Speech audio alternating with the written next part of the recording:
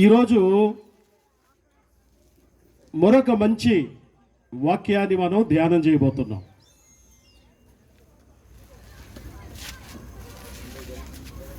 యేసు ప్రభు ఈ లోకానికి ఎందుకు వచ్చాడు? అనేకమైన కారణాలు ఉన్నాయి. ఒక భక్తుడైతే 32 కారణాలు రాశాడు. అందులో నాకెంతో ఇష్టమైంది ఒకటి వేళ నేను మీతో మాట్లాడతాను. అదేంటంటే మొదటి యోహాను పత్రిక 3:8 ఇలా రాయబడి ఉంది, అపవాది మొదటి నుండి పాపము చేయుచున్నాడు గనుక పాపము చేయువాడు అపవాది సంబంధి. అపవాది యొక్క క్రియలను లయపరచుటకే దేవుని కుమారుడు ప్రత్యక్షమాయను. అందరూ ఒకసారి చెప్తాం, అందరూ చెప్పాలండి. అపవాది యొక్క క్రియలను లయపరచుటకే దేవుని కుమారుడు ప్రత్యక్షమాయను. హల్లెలూయా. ఎందుకు వచ్చాడంటే ఆయన అపవాది క్రియలను లయపరచడానికి. అసలు అపవాది అంటే ఎవడు? సైతానుగాడికి చాలా పేర్లు ఉన్నాయి, అందులో ఒకటి అపవాది. అపవాది అంటే 2 అర్థాలు ఉన్నాయి. ఒకటి అపవాదులు మోపేవాడు. దేవుడి దగ్గరికి వెళ్ళి మన మీద అపవాదులు, అక్యూజర్స్ అంటారు కదా, అంటే మన మీద నిందలు మోపేవాడు. ఇది జనరల్ మీనింగ్. నేను ఈవేళ ఒక కొత్త అర్థం కనిపెట్టాను. దాని గురించి రీసెర్చ్ చేస్తుంటే నేను ఎప్పుడు ఈ సబ్జెక్ట్ చాలాసార్లు బోధించాను చాలా చోట్ల, కానీ అపవాది అంటే ఈవేళ ఒక కొత్త అర్థాన్ని నేను డిక్షనరీలో చూడడం జరిగింది. క్రొత్త నిబంధన గ్రంథం గ్రీకు భాషలో రాశారు. అపవాది అనే మాటను గ్రీకు భాషలో డయాబోలోస్ అని పిలుస్తారు. డయాబోలోస్ అంటే అర్థం ఏంటనుకుంటున్నారు? ఏ డివైడర్. మనకి హైవే మీద డివైడర్ ఉంటుంది కదా, అంటే ఒక రోడ్డుని ఏం చేస్తుంది? డివైడర్ విడగొట్టేస్తుంది కదా. అపవాది అంటే డివైడ్ చేసేసేవాడు, విడగొట్టేసేవాడు, వేరు చేసేసేవాడు. పూర్వం బ్రిటిష్ వాళ్ళు కూడా మన ఇండియాని డివైడ్ అండ్ రూల్ అనే సిద్ధాంతంతోనే వాళ్ళు పరిపాలన చేశారు.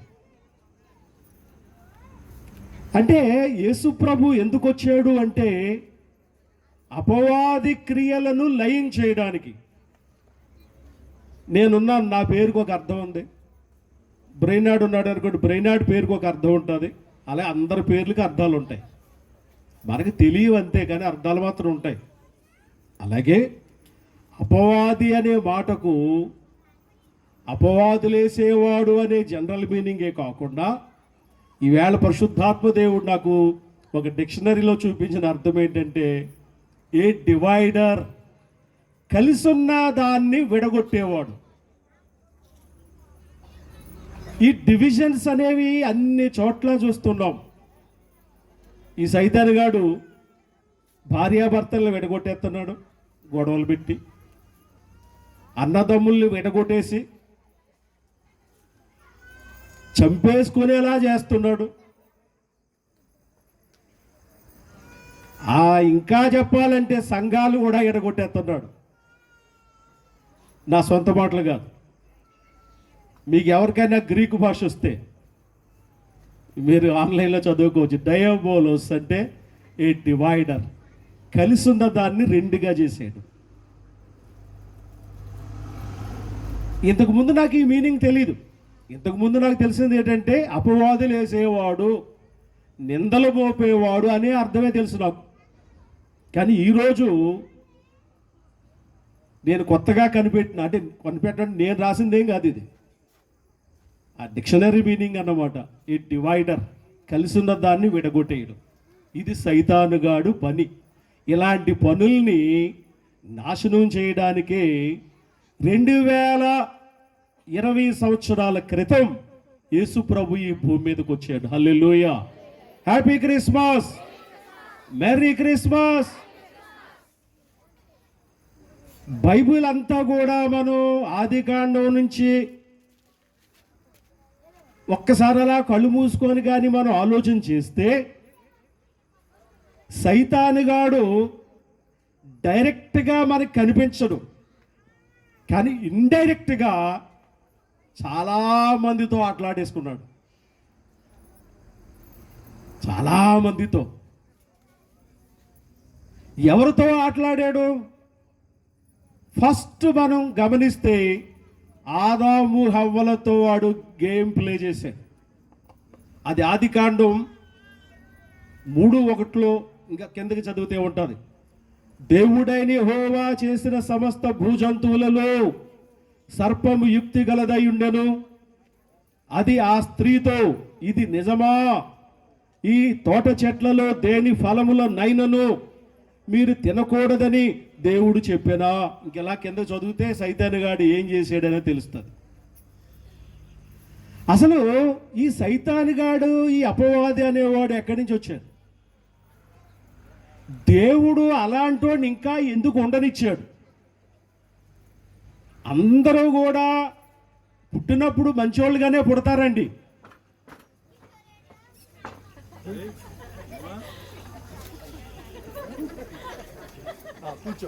Very good. పుట్టినప్పుడు అందరూ మంచి వాళ్ళుగానే పుడతారు. వాళ్ళు పెద్దవాళ్ళు అయ్యే కొలది వాళ్ళలో ఉన్నటువంటి స్వభావం బయటపడుతుంది. అలాగే ఈ సైతాన్ అనేవాడు కూడా ప్రారంభంలో మంచోడే, మంచిగానే ఉన్నాడు, దేవుడి దగ్గరే ఉన్నాడు, పరలోకంలోనే ఉండేవాడు, దేవుని సింహాసనం దగ్గర ఉండేవాడు, దేవుణ్ణి ఆరాధన చేసేవాడు. సీనియారిటీ పెరిగేసరికి వాడికి ఎక్కడా లేని పాడు బుద్ధి వచ్చింది. ఏంటంటే ఎంతకాలం నేను ఈయన దగ్గర సేవ చేయాలి, ఆ సింహాసనం ఏదో నేను లాగేసుకుంటే సరిపోతుంది కదా, ఆ కింగ్డమ్ ఏదో నా గుప్పెట్లోకి లాగేసుకుంటే నేనే రాజు అయిపోతాను కదా, నేనే పరిపాలన చేస్తాను కదా అని దేవుని మీద తిరుగుబాటు చేస్తే దేవుడు వాడిని శపించి ఒక తన్నుదన్ని భూమి మీద పడేసాడు. వాడే ఈ సైతానుగాడు. వాడికి చాలా పేర్లు ఉన్నాయి, అందులో ఒకటి అపవాది. ఆదాము హవ్వల దగ్గరికి వెళ్ళాడు ఫస్ట్.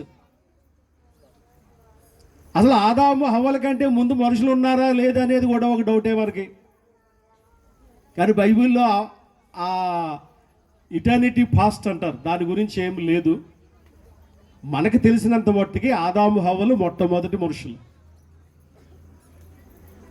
దేవుడు వాళ్ళకి చెప్పాడు, నేను ఇద్దరి గురించి కలిపి మాట్లాడుతున్నాను, ఇద్దరు ఒకటే కాబట్టి. మీరు ఆ తోటలో ఉన్న ప్రతి చెట్టు ఫలాన్ని నిరభ్యంతరంగా తినండి. ఒక చెట్టు ఉంది మంచి చెడు తెలివినిచ్చేది, దాని ఫలాలు తినొద్దు, తింటే మీరు చచ్చిపోతారు, నిశ్చయముగా చస్తారని చెప్పాడు. ఆయన చెప్పి ఇలాగ వెళ్ళాడో లేదో సైతానుగాడు వచ్చాడు, సర్పంలోకి దూరి మాట్లాడుతూ ఉన్నాడు. ఏమనంటే ఇది నిజమా అన్నాడు, మీరు చావరన్నాడు, ఆ పండు తినండి అన్నాడు, అది చాలా మంచిది అని చెప్పాడు. ఇలాగ మీరు దేవుళ్ళలాగా దేవతల్లాగా అయిపోతారని చెప్పాడు.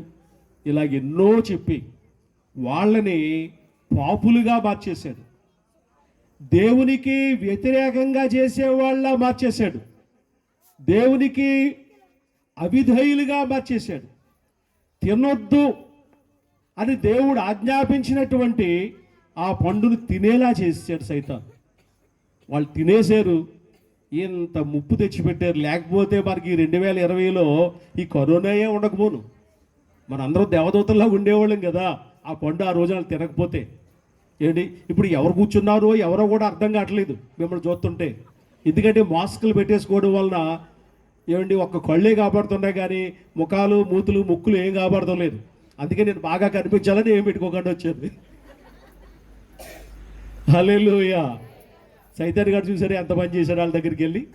ఇలాంటివి నాశనం చేయడానికే, ఇలాంటి వాటికి ఫుల్ స్టాప్ పెట్టడానికే, ఇలాంటి వాటికి శుభం కార్డు వేయడానికే, ఇలాంటి సైతాను గాడు చేసే పనులకి ఎండింగ్ చెప్పడానికే యేసు ప్రభు ఈ లోకంలోకి మనిషిగా వచ్చాడు. హల్లెలూయా.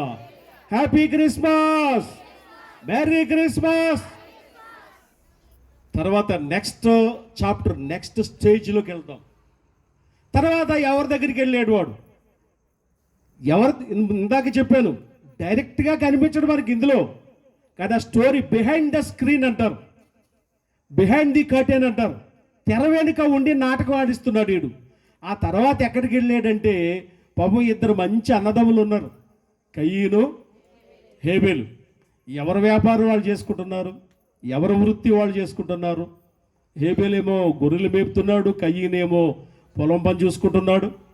ఒకే ఇంట్లో ఉన్నారు, ఒకే తల్లిదండ్రులకు జన్మించారు, చాలా అన్యోన్యంగా ఉన్నారు, చాలా చక్కగా ఉన్నారు. ఏ గోల ఏ గొడవ రాలేదు. అక్కడికి వచ్చాడండి సైతాన్ గారు. అక్కడ జరిగినటువంటి విషయాలన్నీ మనకు తెలుసు. అక్కడ ఎక్కడా కూడా సైతాన్ పేరు కనిపించదు, కానీ నడిపించేవాడు, వెనకాలండి డైరెక్షన్ ఇచ్చేవాడు ఈ సైతాన్ గాడు అన్నమాట, అపవాది. తమ్ముడి మీద కోపం వచ్చేలా చేశాడు అన్నగారికి. కయీను హృదయంలో పగను రేపాడు. తమ్ముడిని ఎలాగైనా చంపేయాలి, తుదముట్టించాలి అన్నటువంటి ఒక కుట్ర హృదయంలో నాటాడు. టైం ఎప్పుడు వస్తుందా అని చూస్తున్నాడు. నా తమ్ముడే కదా అనే ఆ ఇంగిత జ్ఞానం పోయింది. మేమిద్దరం ఇప్పటివరకు కలిసే ఉన్నాం కదా, వీడి మీద నాకు పగెందుకు అని ఇంకా తెలివి మొత్తం కంప్లీట్గా ఈ మనస్సాక్షి అనేది చచ్చిపోయింది అన్నమాట. వాడిని చంపేయాలి, వాడిని చంపేయాలి, వాడు చేస్తేనే కానీ నాకు నిద్ర పట్టదు, వాడిని చంపేస్తేనే కానీ నేను సుఖంగా ఉండలేను. ఏమండి, మర్డర్ చేసే వాళ్ళందరూ అలాగే అనుకుంటారండి. తర్వాత దొరికిపోతాను నేను, తర్వాత ఎక్కడ దాక్కున్నా పోలీసు వాళ్ళు పట్టేసుకుంటారు, ఏ మూలనున్నా సరే ఎక్కడ ఏ చీకట్లో ఉన్న వాళ్ళు వెతికి పట్టేసుకుంటారు, తర్వాత నాకు శిక్ష పడుతుంది, 14 సంవత్సరాలు సెంట్రల్ జైల్లో. అది ఆలోచన చేయరాళ్ళు, దాని గురించి అస్సలు ఐడియా రాదు. ఎప్పుడు చంపేయాలి, ఎప్పుడు చంపేయాలి, ఎప్పుడు చంపేయాలి, ఇదే సేమ్. కయీను కూడా అదే చెప్పాడు, చంపేయి, నీ తమ్ముడు లేపేసేయి, నీ తమ్ముడిని చంపేసేయి. ఇదే నీ తమ్ముడు చాలా పెద్ద భక్తుడిలాగా నటిస్తున్నాడు, దేవుడు కూడా నీ తమ్ముడినే మెచ్చుకున్నాడు, నీ తమ్ముడికే మార్కులు వేశాడు, నీ తమ్ముడిని అప్రూవ్ చేశాడు, నిన్ను అసలు పట్టించుకోలేదు, నువ్వు తెచ్చినటువంటి ఈ బలి అర్పణ అసలు లెక్కలోకి తీసుకోలేదు, కౌంట్ చేయలేదు, కాబట్టి వేసే నీ తమ్ముడు వేసాయి అని సైతాన్ గాడు ఆలోచన పుట్టించాడు. ఒకరోజు తమ్ముడితో మాట్లాడాడు. ఏం మాట్లాడాడో బైబిల్లో లేదు, కానీ ఏం మాట్లాడాడో నేను చెప్తాను. మీకు ఎలా తెలుసు అనొచ్చు, నాకు హేబెలు చెప్పాడు మొన్న కళ్ళలో. వింటున్నారండి మీరు? మరి ఒకళ్ళే నవ్వారు, మీరు నిజంగా అందరూ ఇంటి అందరు నవ్వుతున్నారు. అక్కడ ఏం మాట్లాడాడంటే, అరే తమ్ముడు వీళ్ళ పొలంలో మనకు పని ఉంది, మనం ఇద్దరు వెళ్ళాలి, ఆ పని చెయ్యాలి, అది ఈ వేళల్లో ఫినిష్ చేసేయాలి. ఫినిష్ చేసాడు అంటే వీడి మనసులో ఒక అర్థం ఉంది. నిజమే అనుకున్నాడు తమ్ముడు, మా అన్నగారు ఇలాంటోడు అనేది తెలియదు కదా. కానీ కయ్యని వెనకాల సైతాన్ గాడు ఉన్నాడు, సైతాన్ గాడు డైరెక్ట్ చేస్తున్నాడు. ఏమీ తెలియకుండా వెళ్ళిపోయాడు అమాయకుడు. పొలంలో అటు ఇటు చూశాడు కయ్యను. సైతాన్ గారు వేసేయి, వేసేయి, ఎవడు చూడడం లేదు, వేసేయి, ఎవడో చూడడం లేదు, వేసేయి, ఎవడు రావడం లేదు, వేసే, రాకుండా నేను చూస్తాను, వేసే అంటే తమ్ముడిని వేసేసాడు. సైతాన్ గాడి పని మర్డర్. ఇలాంటివి నాశనం చేయడానికే ప్రభు వచ్చాడు.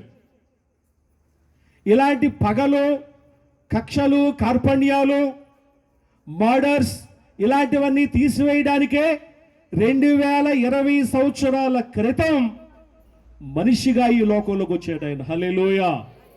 మరి 2020 సంవత్సరాలు అంటే అప్పుడే వచ్చాడా, లేదా అంతకుముందు ఎక్కడైనా ఉన్నాడా ఆయన? అంతకుముందు ఉన్నాడని ఎన్నో క్రిస్మస్లో మీకు చెప్పాను. ప్రీ ఎగ్జిస్టెన్స్ ఆఫ్ క్రైస్ట్ అంటారు దాని థియాలజీలో. అంటే యేసుక్రీస్తు మానవుడిగా పుట్టక ముందు ఉన్నటువంటి ఆయన చరిత్ర అన్నమాట. ప్రీ ఎగ్జిస్టెన్స్ ఉన్నాడనే దానికి రుజువేంటి? మనకు అన్నిటికీ ఆధారం బైబిలే.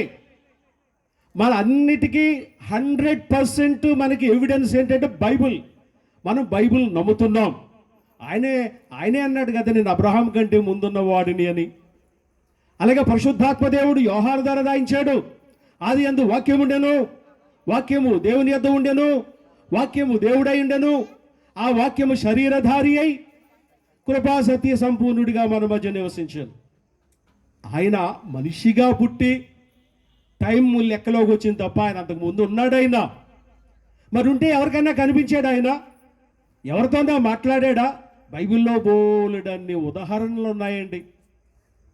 హాగర్కు కనిపించిన వాళ్ళు ఎవరు? యెహోవా ప్రభు దూత అనే పేరుతో ఉన్న యేసుక్రీస్తు ప్రభు. హల్లెలూయా, హల్లెలూయా. మోషేకు కనిపించింది ఎవరు? యెహోవా దూత అనే పేరు కలిగిన యేసుక్రీస్తు ప్రభు. సంసోను తల్లిదండ్రులకు కనిపించింది ఎవరు? ప్రభు దూత అనే పేరుతో ఉన్నటువంటి యేసు ప్రభు. ఒక అద్భుతకరమైన విషయం మీకు చెప్తున్నాను నేను. యేసు ప్రభువుని ఆరాధన చేసేటప్పుడు కొత్త నిబంధనలోనే ఆరాధన చేసిన వాళ్ళు కనబడతారు మనకి. కానీ పాత నిబంధనలో కూడా యేసు ప్రభువుకి నమస్కారం చేసిన వాళ్ళు, యేసు ప్రభుని ఆరాధన చేసిన వాళ్ళు ఉన్నారు. ఒకసారి యుద్ధానికి వెళ్తా ఉన్నాడు యెహోషువ. ఆ టైంలో ఒక వ్యక్తి వచ్చి అక్కడ నిలబడ్డాడు. నువ్వు ఎవరి పక్షాన ఉన్నావు? మా పక్షాన, శత్రువుల పక్షాన? అప్పుడు ఆయన అన్నాడు, నేను యెహోవా పక్షాన వచ్చాను నేను. వెంటనే ఈ యెహోషువ సాష్టాంగపడి నమస్కారం చేశాడు. ఆ వచ్చినవాడు ఎవరంటే మనిషిగా పుట్టక ముందు ఉన్న యేసుక్రీస్తు ప్రభు. Hallelujah. Merry Christmas, happy Christmas. అపవాది క్రియలను లయము చేయుటకు మనుష్య కుమారుడు వచ్చెను. ఇక మూడో చూద్దాం. చాలా మంది దగ్గరికి వెళ్ళాడండి వీడికి అదే పని. ఇంకా ఆడు కాల్లో కుమ్మర పురుగు ఉంది, ఇంటి దగ్గర ఉండడాడు. కొంతమంది చూడండి ఇంటి దగ్గర కూర్చోడాళ్ళు గమ్మగా ఉడుకు పడుకు వండేసి పక్కన పెట్టేసి ఆ ఇంటికి ఈ ఇంటికి అక్కడికి వెళ్ళి ఇక్కడికి వెళ్ళి వాళ్ళ కబుర్లు చెప్తే సేమ్ టు సేమ్ సైతాన్ గాడు. ఏమో మీకు అన్నయ్య అవుతాడో తమ్ముడు అవుతాడో మరాడు. ఇలాంటి వాళ్ళకి చాలా మంది దగ్గరికి వెళ్ళాడు. కొంతమందిని మనకు తెలిసిన వ్యక్తుల్ని కొంతమందిని నేను సెలెక్ట్ చేశాను. ఇప్పుడు మూడోది ఎవరంటే గెహాజీ. గెహాజీ అయ్యి ఒక మంచి పొజిషన్ మిస్ చేసుకున్నాడు. రే బాంబులు. ఈ గెహాజీ గురించి ఏముందంటే 2వ రాజులు 5:20 అంతర దైవజనుడైన ఎలీషాకు సేవకుడు గెహాజీ సిరియనుడైన ఈ నయమాను తీసుకుని వచ్చిన వాటిని అంగీకరించుటకు నా యజమానునికి మనసు లేకపోయాను కానీ యెహోవా జీవముతోడు నేను పరుగెత్తుకొని పోయి అతన్ని కలుసుకొని అతని యొద్ద ఏదైనా తీసుకుందును అనుకుని. గెహాజీ ఒక సైన్యాధిపతి నయమాను కుష్ఠరోగి భక్తుడి దగ్గరికి వచ్చాడు. ఆయన ప్రార్థన చేస్తాడు, నూనె రాసి సిలువేసి ఒక 2 కేజీల ఆయిల్ నెత్తి మీద పోసి ఎక్కడైతే కుష్ఠరోగం కురుపులు ఉన్నాయో అక్కడ చెయ్యేసి ప్రార్థన చేస్తాడు. నా జబ్బు తగ్గిపోద్ది. తగ్గిపోయిన తర్వాత ఆయనకి బహుమానం ఇవ్వాలని బంగారం బట్టలు తీసుకొచ్చాడు. తలుపు కొట్టాడు. పనోడు వచ్చాడు. అంటే గెహాజీ వచ్చాడు. ఎవరు సార్ మీరు? నేను పలానా ఇక్కడ ఉండండి, మా సార్కి నేను చెప్పేసి వస్తాను. ఆ ఎలీషా గారు, ఆ ప్రవక్త గారు, ఆ సార్ గారు ఏమన్నారో తెలుసండి, కనీసం చూడడానికి కూడా బయటికి రాకుండా ఆయన తిన్నగా యోర్దాను నది దగ్గరికి వెళ్ళిపోయి 7 సార్లు మునగమని జబ్బు తగ్గిపోద్ది అన్నాడు. నేను ఇంత పెద్దవాడిని వచ్చాను, సైన్యాధిపతిని వచ్చాను, వీడికి ఎంత గీరా, ఈ పాస్టర్కి అసలు నేనంటే లెక్కలేదు, ఈడేనా మా దేశంలో బోల్డ్ ఉన్నాయి ఇంకా చర్చిలు సంఘాలను, అబానా ఫర్ఫోనా అని 2 నదుల గురించి చెప్తాడు, అక్కడికి వెళ్ళిపోతాను నేను అని కోపం వచ్చేసి, ఏంటి జబ్బు తగ్గడం కావాలా, ఆయన రావడం కావాలా, ఏ రాయి అయితే ఏంటి, మిగతాది మీరు చెప్పాలా, అది ఏ రాయి అయితే ఏంట, ఆయన రావడం పని ఉంది మనకి, మన జబ్బు తగ్గాలి. అది కొంతమంది దేవుడే దిగు రావాలి, నన్ను ఇలా పట్టుకొని ఇంజెక్షన్ చేసి బాగు చేయాలి. దేవుడు ప్రార్థన ద్వారా బాగు చేస్తాడు, వాక్యం ద్వారా బాగు చేస్తాడు, పాస్టర్ గారు ప్రార్థన చేస్తే బాగు చేస్తాడు, పాస్టర్ గారు ప్రార్థన చేస్తే ఇలాగ ఎన్నో విధాలుగా అనేక రీతులుగా బాగు చేస్తాడు. ఆయన కోపం వచ్చి వెళ్ళిపోతున్నాడు, డబ్బు అంతా పట్టుకొని వెళ్ళిపోతున్నాడు. జబ్బు తగ్గిపోయింది, హాయిగా ఉన్నాడు, సుఖంగా ఉన్నాడు.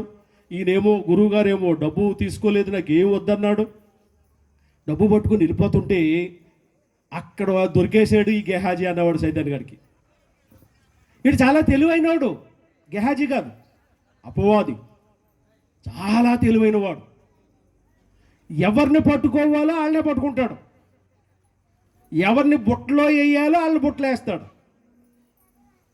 నెమ్మదిగా సైతాన్ గాడు ఈ గెహాజీ చెవిలోకి వెళ్ళి చెప్తున్నాడు ఏమనంటే, మంచి ఛాన్స్ మిస్ అయిపోతున్నావు, బోల్డ్ అంత డబ్బు, మీ గురువు గారికి అసలు మతి ఉందా లేదా, ఆ డబ్బు అంతా వస్తే మంచి చర్చి కట్టవచ్చు కదా, లేదంటే నీకు ఇవ్వచ్చు కదా, నీకు పిల్లలు ఉన్నారు, భార్య ఉంది, వాళ్ళ చదువులు, వాళ్ళకి బట్టలు, వాళ్ళకి పెళ్ళిళ్ళు, నీకన్నా ఇవ్వచ్చు కదా. ఆయన ఎలాగా తీసుకోలేదు, నువ్వు వెళ్ళు, నువ్వు తీసుకో, నువ్వు వెళ్ళు, నువ్వు తీసుకో, పరిగెత్తుకుంటూ వెళ్ళు, దాంట్లో ఉన్నాడు. సైతానుగాడు ఆలోచనలకి, సైతానుగాడు శోధనలకి, సైతానుగాడు మాటలకి, ప్రలోభాలకి మెల్ట్ అయిపోయాడు, కరిగిపోయాడు. అవును నాకు డబ్బు కావాలి, నాకు కావాలి అంటే డబ్బు ఎక్కడో వస్తే అక్కడ పారిపోవడమేనా?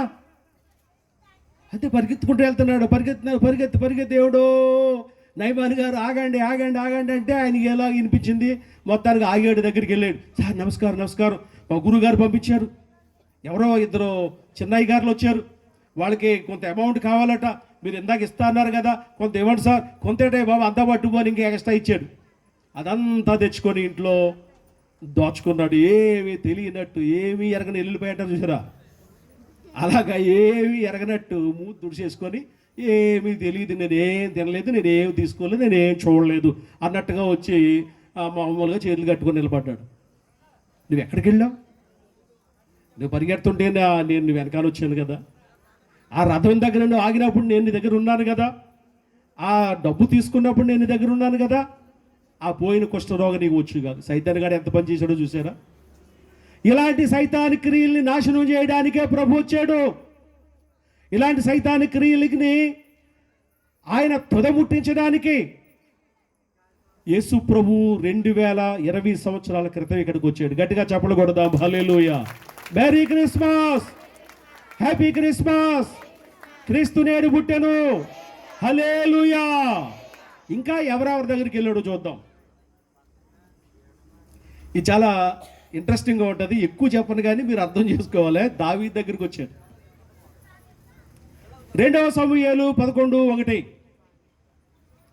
వసంతకాలమున రాజులు యుద్ధమునకు బయలుదేరు సమయమున దావీదు యోవాబును అతని వారిని ఇశ్రాయేలీలనందరినీ పంపగా వారు అమ్మోనీలను సంహరించి రబ్బా పట్టణమును ముట్టడి వేసిరి. అయితే దావీదు యెరూషలేము నందు నిలిచెను.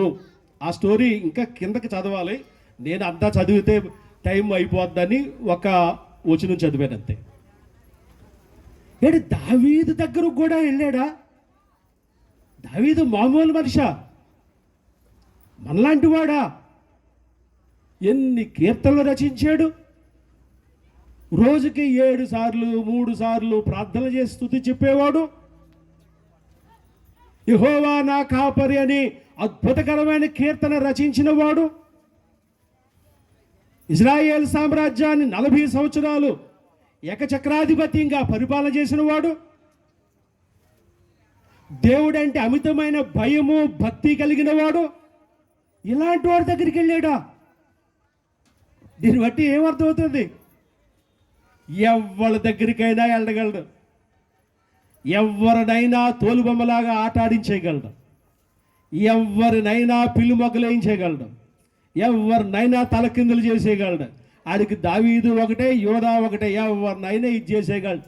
ఈ అంత ఘటికుడు ఈ అపవాది అనేవాడు. ఒకరోజు దావీదు దగ్గరికి వెళ్ళాడు. మళ్ళీ చెప్తున్నాడు, డైరెక్ట్గా మీకేం కనిపించవు, ఇండైరెక్ట్గా వాడు వెనకాల నుండి నడిపిస్తున్నాడు. వసంతకాలం అది. ఆ రోజుల్లో రాజులు యుద్ధానికి వసంతకాలంలో వెళ్ళేవారు, మిగతా రోజుల్లో వెళ్ళేవారు కాదు.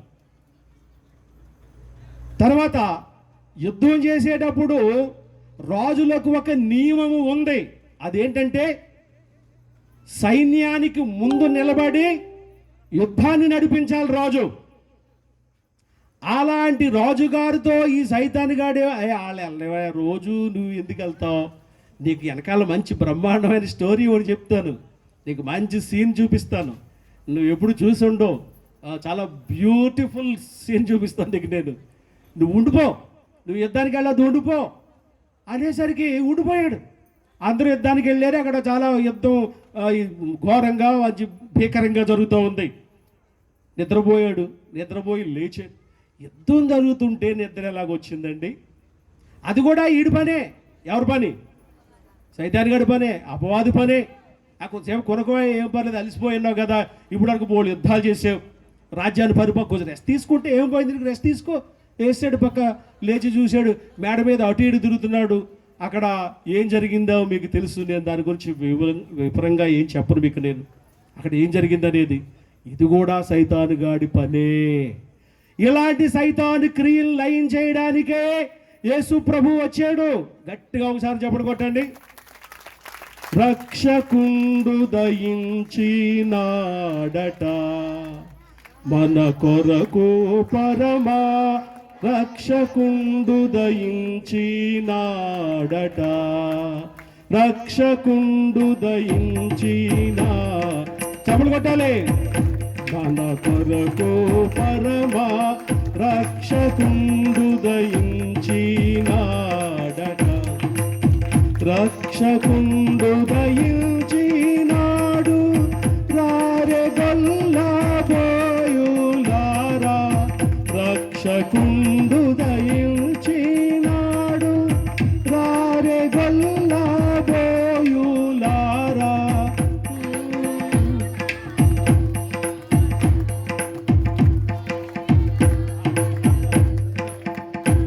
గట్టిగా చప్పుడు కొడతాం. హల్లెలూయా. Merry Christmas. అబ్బే ఏం మెర్రీ లేదు, అంత వర్రీలా కాబడుతుంది మనకి. చెప్పాలి మేరీ క్రిస్మస్. మెర్రీ అంటే మేరీ కాదు, మెర్రీ అంటే హ్యాపీ అన్నా మేరీ అన్నా సేమ్ మీనింగే. Merry Christmas, happy Christmas. Kristu నాడు పుట్టాడు. ఇప్పుడు వరకు ఎంతమంది వరకు వచ్చాడు? అదే ఒకళ్ళు చెప్పండి కొంచెం. ఫస్ట్ ఆదాము హవ్వల దగ్గరికి వచ్చాడు. తర్వాత అండి కయీన్ దగ్గరికి వచ్చాడు.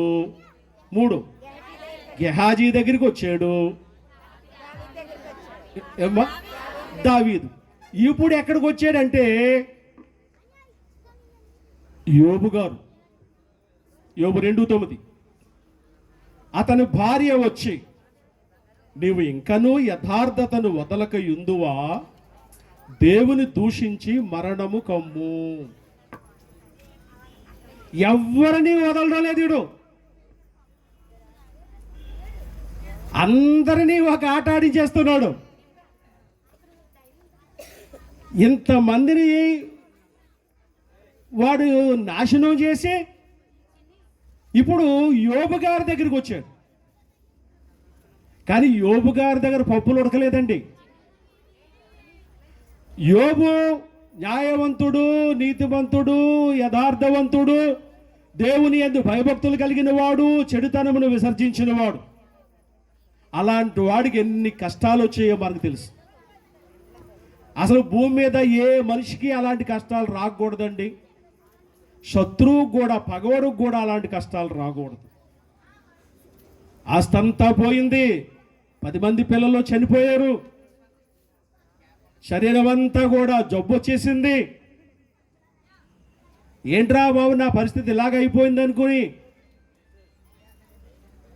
పెంట కుప్పల దగ్గర ఆ బూడిదున్న చోట కూర్చొని ఆ బూడిద జల్లుకుంటూ ఇలా చాలా చాలా దారుణమైనటువంటి జీవితం అనిపిస్తూ ఉన్నాడు. ఈ సైతానుగాడు, ఈ అపవాది అనేవాడు యోబు గారు భార్య దగ్గరికి నెమ్మదిగా వెళ్ళాడు. యోబు గారు పేరు ఉందగానే ఆయన భార్య పేరు బైబిల్లో లేదు. మీకు ఎవరికైనా తెలుసా అండి యోబు గారు భార్య పేరు? ఎవరు మాట్లాడడం లేదు, చెప్పంటారా? శ్రీమతి యోబు,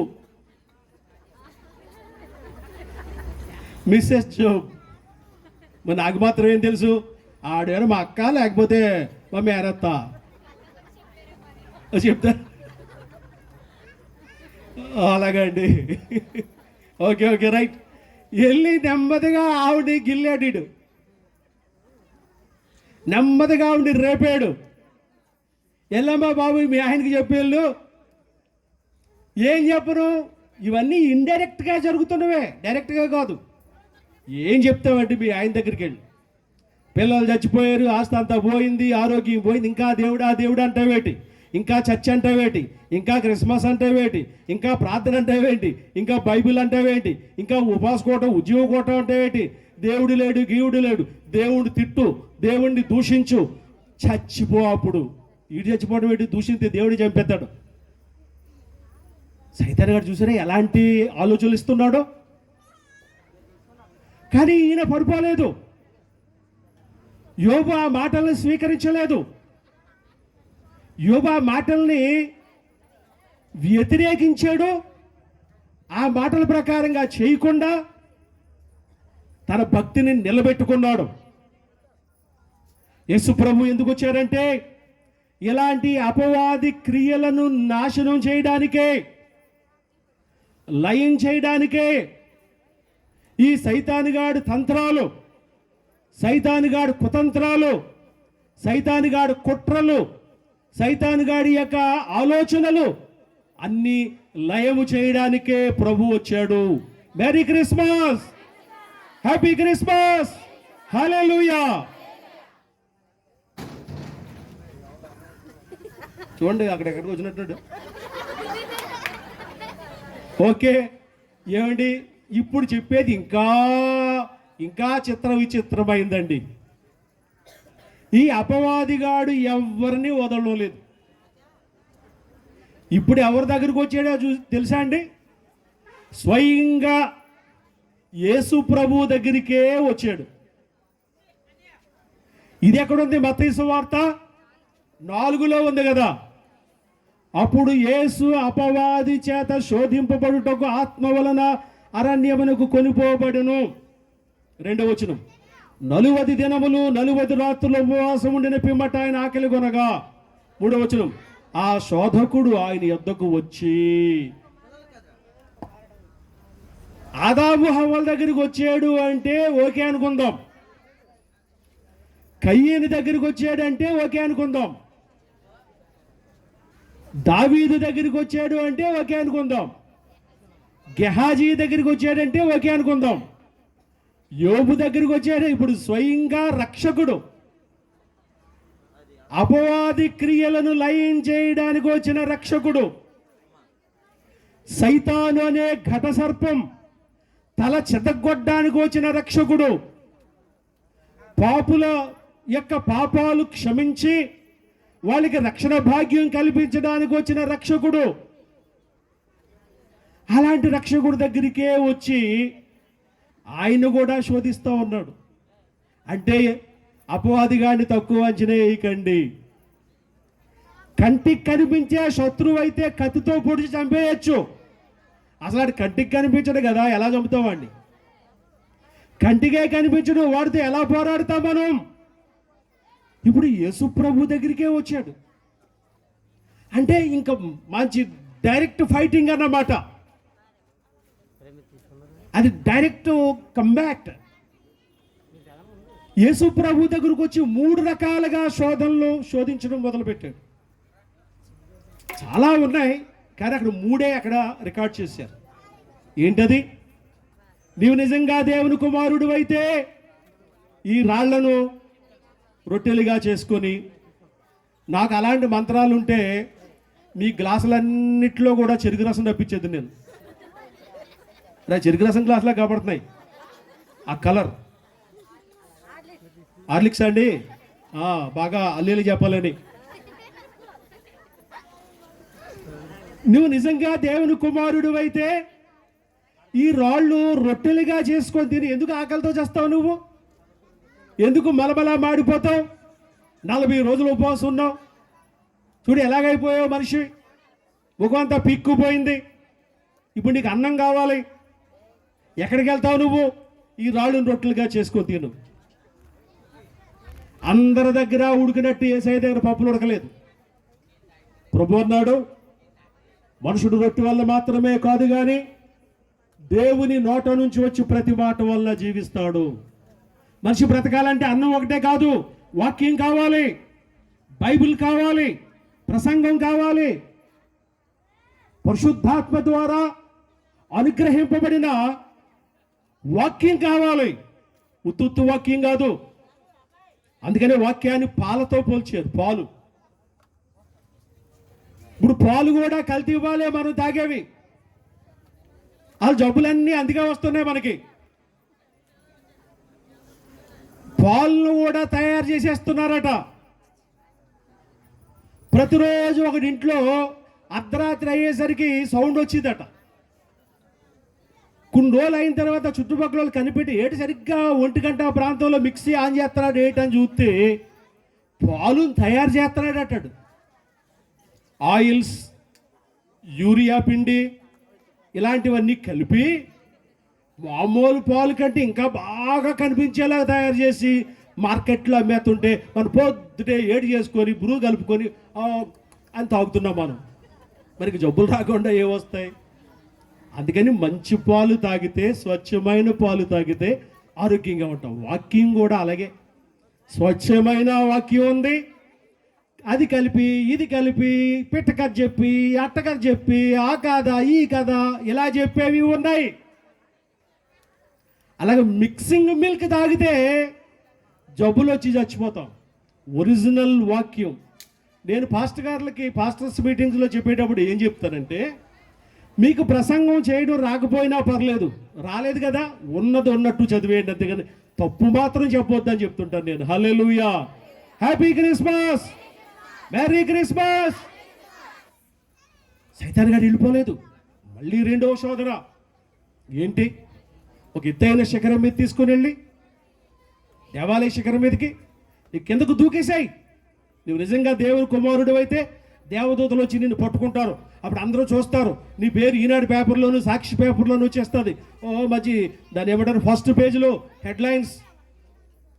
అంత ఎత్తైన శిఖరం మించి దూకినా చచ్చిపోయినటువంటి మనిషి అని వచ్చేస్తుంది. అప్పుడు నీకు పాపులారిటీ పెరుగుతుంది, నీ పేరు ఊరు వాడ ఇదైపోతుంది. అరే బాబు, ఈ సైతాన్ గాడు ఆడి తక్కువ అంచనేయకండి. మరి అక్కడ ఆగాడా? మళ్ళీ 3వ శోధన ఏంటి? ఒక కొండ మీద తీసుకొని వెళ్ళి ప్రపంచంలో ఉన్నటువంటి సమస్తము చూపించి ఇదంతా నీకు రాసిచ్చేస్తాను, నీకు డౌట్ ఉంటే రిజిస్ట్రేషన్ కూడా చేయించేస్తాను. చిన్న కండిషన్, ఎవరు చూడడం లేదు, నాకు నమస్కారం చేయించాలి. అబ్బా, అసలు సైతానుగాడికి చిరకాల కోరిక బయట పెట్టాడు. ఆడికి వేరే కోరిక ఏమీ లేదు. మనుషులందరూ వాడికి నమస్కారం చేయాలి, మనుషులందరూ వాడిని ఆరాధన చేయాలి, మనుషులందరూ వాడిని పూజించాలి. The one and only Dzire, వాడుకున్న ఒకే ఒక్క కోరిక అది అక్కడ రివీల్ అయింది మనకి. ప్రభు దానికి కూడా లొంగలేదు. సంఘమా, సంఘ బిడ్డలారా, ఒక్కసారి మళ్ళీ రివిజన్ చేద్దాం.